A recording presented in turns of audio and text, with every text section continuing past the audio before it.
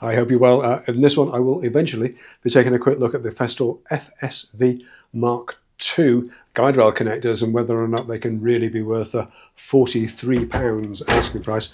We'll also have a quick history tour of guide rails and guide rail connectors. So if you're a Traxo user, guide rail user, you probably know that one of the big benefits is that you can add sections together to make a longer track. A longer track makes for a longer cut, of course, and by joining sections, it means that you don't have one long rail that's hard to transport and hard to store. I'm fortunate to have the space to be able to store a longer rail for the odd times that I need it. And to be honest, if you're thinking about a long rail, you do need to balance how often you make that kind of cut, typically for ripping down full sheets, against the cost and potential inconvenience of having that long rail around. Now, while the prices of Festool's rails have come down a lot here in the UK, the Makita 3-metre rail still seems to be one of the best value long rails around at about £130, £140, so including that. I think that's actually less than I paid for mine all those years ago. And it's a lot less than Festool's 2.4-metre rail, currently at around £275. And yes, you might wonder why, if a 1.4-metre Festool rail costs about £100, that extra metre of rail costs so much more. And while we're at it, why is it 2.4 metres and not the 2.44 or 8 feet that would be a lot more useful and would at least let you rip a full sheet? Anyway, back in 2006, when I bought my first plunge saw, it came with just one 1.4 metre rail. And I used this rail for a long time, just making the cut and moving the rail along if I needed to make something bigger. After a little while, of course, that gets old. And I bought another 1.4 metre rail. At the time, the Festool rails were the only game in town, your only choice, and your only option for connecting bars with a Festool FSV connecting piece, which a little bit spendy at around £16, but I didn't think they were too bad considering it's Festool. But when it arrived, I realised my mistake. These were actually sold individually, and they still were at around £20 each until they were replaced by the new ones, the FSV Mark II, now sold in pairs, and we can see where that £43 per pair price comes from. The original connectors were really simple steel bars with 4 grub screws in them. Well, they came with 4, they seem to drop out pretty easily. Anyway, you'd put one bar in the upward facing T-slot and one in the downward facing T-slot under the rib. Tighten them up and you're in business. Well, up to a point. The problem was that these just weren't a great fit, and the temptation was to over-tighten them, which meant that the grub screws could bite into the softer aluminium of the rail, creating little dings, little divots, and making them a little harder to adjust to fine-tune.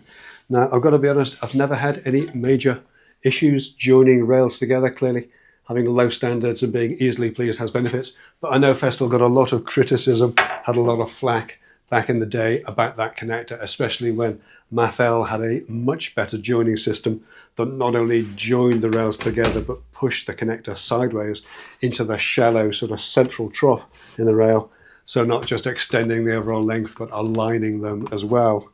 Of course, the Mafel and Bosch design also has drawbacks. The lack of an upward facing T-slot makes accessories like rail squares and parallel guides a real challenge for OEMs and third-party manufacturers alike. And even the skinny little T-slot on the underside of the rail means that you need a special rail clamp and some unique fixings if you want to use this style of rail on a rail square or on a hinge for an MFT style bench. Still, it was a great way to join the rails and largely tool-free, just needing a coin to turn that button. If you're not familiar with them, coins were round pieces of flat metal that we used to carry around to pay for parking and make telephones work. Yeah.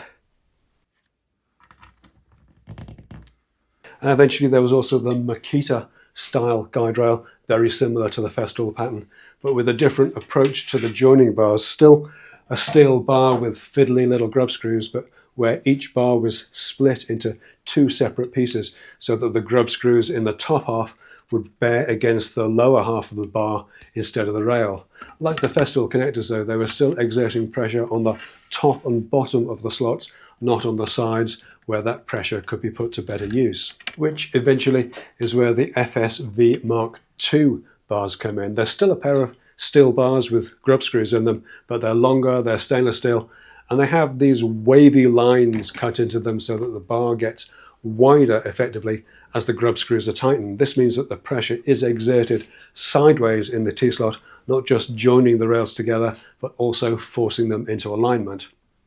At least one of them is. The other half of the pair is just a plain bar, not unlike the originals, with 4 grub screws that will bear against the aluminium of the rail. They are clearly marked. The expanding bar goes into the T-slot under the rib and the plain bar in the upper facing T-slot at the edge. And if I had to guess, I'd say that aligning the rib and letting everything else take care of itself is probably the preferred solution. Still, you may feel a little bit shortchanged if you're expecting a matched pair. So how good are they? Well, it's still a same-sized bar in a T-slot that, to be frank, I don't think was designed with the intention of taking this kind of sideways pressure, but I'm confident that the Festool engineers have done their homework, and I'm confident that they're confident in their quality control, that the guide rail ribs are of a consistent size and that you won't be giving yourself issues with them. Certainly on all the guide rails that I have, including the third-party rails like Makita and the Makita pattern clones, they worked well and felt much more robust than the originals. I'm still pretty cautious though when moving connected rails around, and where possible I'll always brace the rail across the join with a level or another rail. So are these Festool FSV2 connectors worth the £43? Well, as always, that depends on how you're going to use them. They align the rails in a way that the originals never did, and they are definitely a more robust connection if you need to move the rails around. The original FSVs are discontinued, but you can get lookalike pairs of joining bars on Amazon for about £16 for the pair. If you have deeper pockets, then the joining bars from TSO get reviewed well and seem to be a better engineered version of the Festool originals, and so they should be at close to £80 a pair here in the UK, or maybe the cost of joining bars plus the cost of that extra 1.4 metre rail is better spent on a single longer rail, just so long as you've got the space for it. As always, you pay your money and you make your choice, and those broadly are your choices right now, especially here in the UK. So I'll call this one done for this week. Thanks so much for watching. Hit subscribe, leave a comment, and I'll catch you in the next one. Take care.